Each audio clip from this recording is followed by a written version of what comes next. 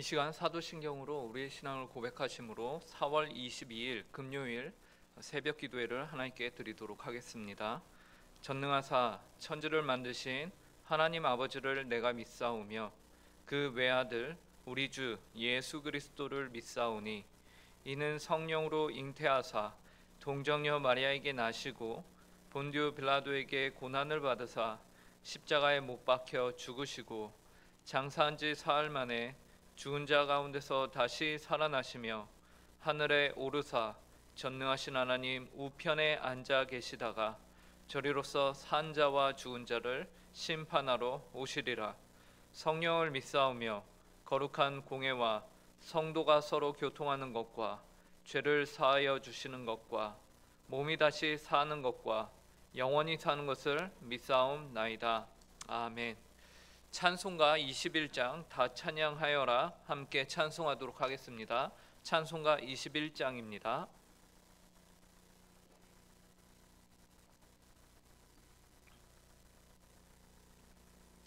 한 목소리로 찬송하도록 하겠습니다. 다 찬양하여라 전능왕 창조의 주께 내훈아 주 찬양 평강과 구원의 주님 성도들아 주 앞에 이제 나와 즐겁게 찬양하여라 다 찬양하여라 놀라운 만유의 주께 포근한 날개 밑을 품어주시는 주님 성도들아 주님의 뜻 안에서 내 소원 다 이루리라 다 찬양하여라 온 몸과 마음을 바쳐 이 세상 만물이 주 앞에 다 나와 찬양 성도들아 기쁘게 소리 높여 영원히 찬양하여라.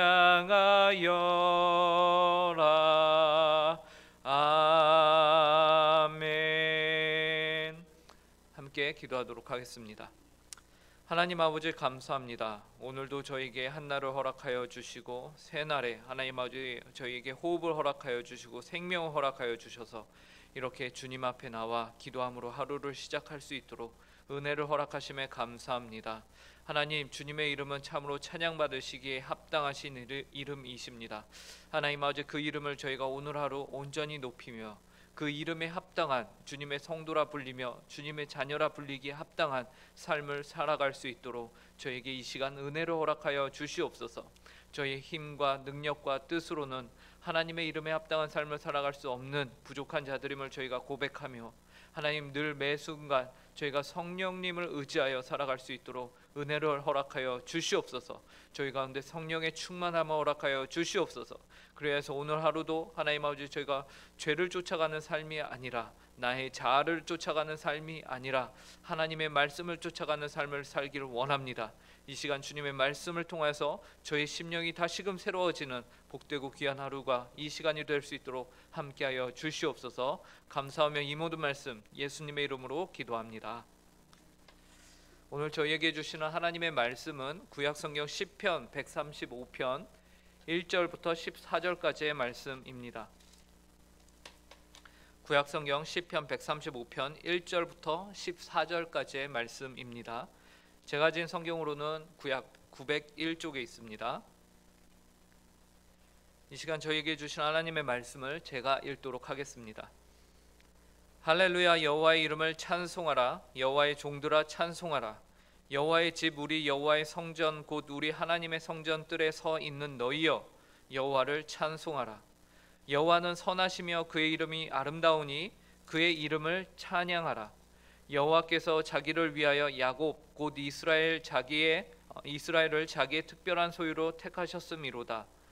내가 알거니와 여호와께서는 위대하시며 우리 주는 모든 신들보다 위대하시도다. 여호와께서 그가 기뻐하시는 모든 일을 천지와 바다와 모든 깊은 데서 다 행하셨도다. 안개를 땅 끝에서 일으키시며 비를 위하여 번개를 만드시며 바람을 그 곳간에서 내시는도다. 그가 애굽의 처음 난 자를 사람부터 짐승까지 치셨도다. 애굽이여, 여호와께서 내게 행한 표적들과 징조들을 바로와 그의 모든 신하들에게 보내셨도다. 그가 많은 나라를 치시고 강한 왕들을 죽이셨나니 곧 아모리인의 왕 시온과 바산왕 옥과 가나안의 모든 국왕이로다. 그들의 땅을 기업으로 주시되 자기 백성 이스라엘에게 기업으로 주셨도다. 여호와여, 주의 이름이 영원하시나이다. 여호와여, 주를 기념함이 대대에 이르리이다. 여호와께서 자기 백성을 판단하시며 그의 종들로 말미암아 위로를 받으시리로다. 아멘. 오늘 우리가 읽은 시편 135편의 주제는 아주 명확합니다. 그것은 여호와 하나님의 선하심을 찬양하라라는 것입니다. 그래서 시편 기자는 1절부터 3절에서 여호와 하나님을 찬양하라고 선포하시고요. 그 이후 4절부터는 왜 찬양해야 하는가, 그 이유를 이렇게 하나씩 기록하고 있습니다. 그럼으로써 여호와 하나님을 왜 찬양해야 하는지 그 이유를 열거하는데 우선 본문 1절부터 3절을 보시기 바랍니다. 할렐루야, 여호와의 이름을 찬송하라. 여호와의 종들아 찬송하라. 여호와의 집, 우리 여호와의 성전 곧 우리 하나님의 성전들에 서 있는 너희여 여호와를 찬송하라. 여호와는 선하시며 그의 이름이 아름다우니 그의 이름을 찬양하라. 시편 기자는 여호와의 이름을 찬송하라 라고 말합니다. 누구에게 이런 명령을 합니까? 여호와의 종들에게 이러한 명령을 합니다. 여호와 하나님을 주인으로 섬기는 모든 이들을 향해서 너희가 마땅히 해야 하는 것이 있는데 그것은 바로 여호와 하나님의 이름을 찬송해야 한다라는 것입니다. 여러분, 종은 어떤 존재입니까? 주인의 집에 거하며 그분을 섬기는 이들을 종이다라고 하죠. 그래서 2절에서는 여호와의 집, 우리 여호와의 성전 곧 우리 하나님의 성전들에서 서 있는 너희여 라면서 그 종들에 대해서 조금 더 구체적으로 묘사를 하고 있음을 확인하게 됩니다. 그리고 3절에서는 동일하게 한 번 더 시편 135편의 주제를 반복하여 강조하고 있죠. 그것은 바로 여호와를 찬송하라 라는 것이에요. 그런데 3절에서 그 이유가 살짝 등장을 합니다. 여호와는 선하시며 그의 이름이 아름다우니 그의 이름을 찬양하라 라는 것이에요.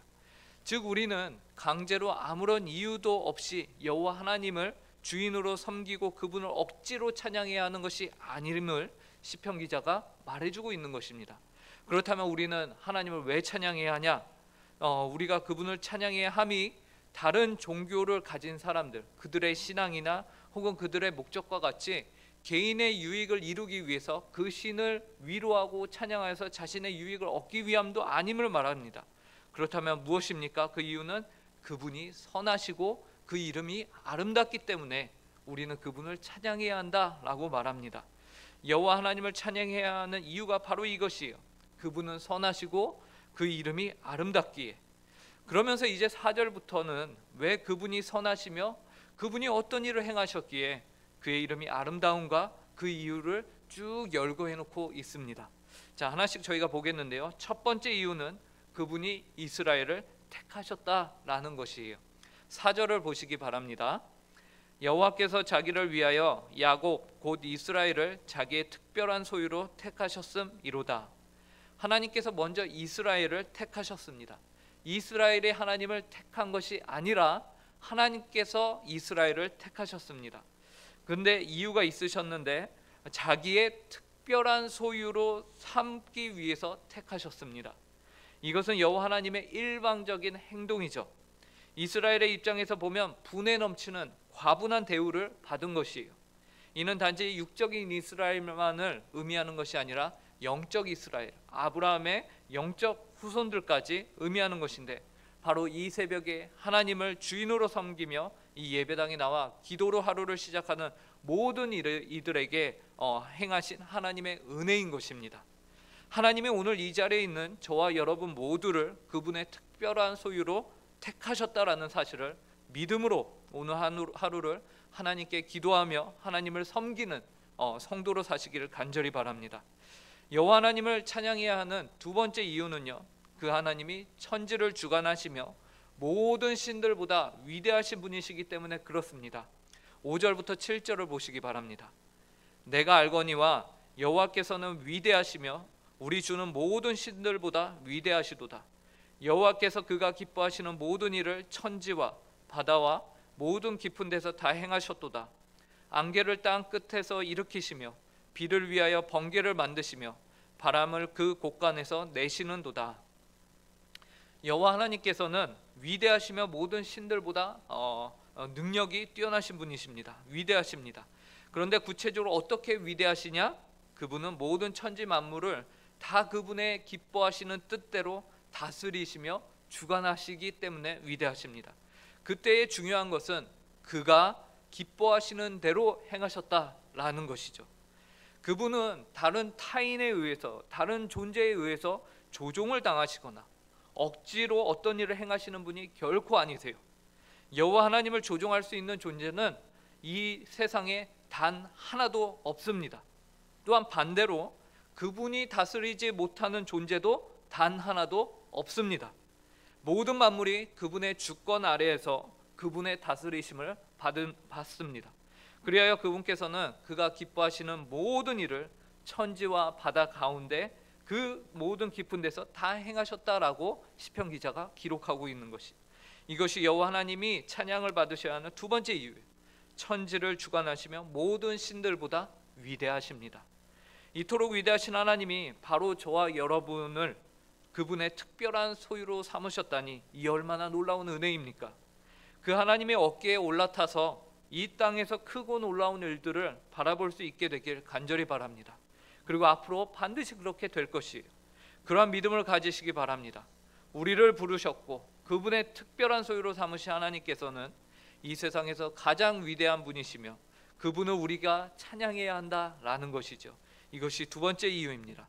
세 번째는, 여호와 하나님을 우리가 찬양해야 하는 세 번째 이유는요, 그분이 출애굽을 행하셨기 때문입니다. 8절과 9절을 보시기 바랍니다. 그가 애굽의 처음 난 자를 사람부터 짐승까지 치셨도다. 애굽이여, 여호와께서 내게 행한 표적들과 징조들을 바로와 그의 모든 신하들에게 보내셨도다. 애굽은 역사 가운데 가장 부강한 나라 중에 하나였어요. 그 나라의 노예로 있던 한민족 전체가 그 나라를 무사히 빠져나올 수 있었다. 그래서 자유인이 되었다. 그것도 어떠한 전쟁도 치르지 않고 말로 설명할 수 없는 많은 기적들을 통해서 그 땅에 처음 난 자를 사람부터 짐승까지 모두 죽임을 당하는 일을 행하셨는데, 오늘날도 그렇지만 장자는 그 한 가족이나 무리의 대표성을 의미하거든요. 그런데 그 장자를 모두 치셨다. 이는 그들이 철저히 무기력해졌다라는 것을 의미합니다. 이러한 일들 모두 상식적으로는 이해가 되지 않는 일들인데요, 이 일이 실제로 역사 가운데 이루어졌고, 이로써 여호와 하나님께서는 이스라엘이라는 그분의 택한 소유한 민족을 출애굽시키셨습니다. 그래서 그 민족들에게 이 출애굽은 평생의 역사에 절대 잊혀질 수 없는 놀라운 구원인 것이죠. 우리는 이제 이 구약의 출애굽을 통하여 영적 이스라엘인 우리에게도 동일한 구원이 이루어졌음을 보게 됩니다. 죄와 사망 권세의 노예가 되었던 우리가 어떠한 노력도 하지도 않았는데 자유인의 몸이 되었다는 사실을 고백하게 됩니다.